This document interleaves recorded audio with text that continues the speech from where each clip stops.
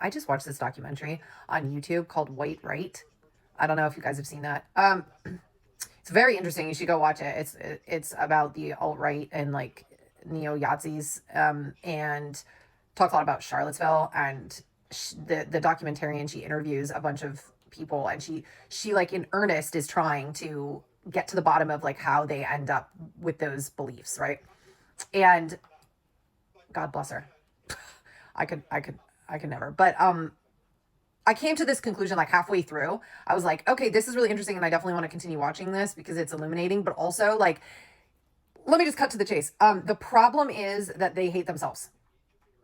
The problem we have in this country, almost more than anything else, except for maybe corporate greed, is that mostly white men have self esteem problems and they hate themselves. And then what they do with that is that they lash out.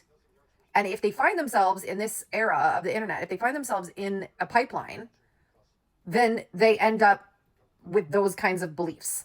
And as we saw from this CK incident and a lot of other incidents like that, sometimes they don't end up explicitly in a Yahtzee pipeline, but they end up in this black pilled nihilistic pipeline. And the outcome is the same: violence, lashing out.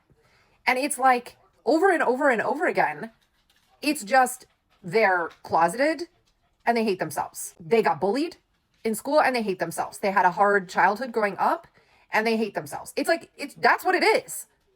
They're angry because they hate themselves. It's internalized anger and self-loathing that gets directed outwardly onto other people, other groups of people, or just other people. And I started thinking about like some of like the really good dudes that I know in my life.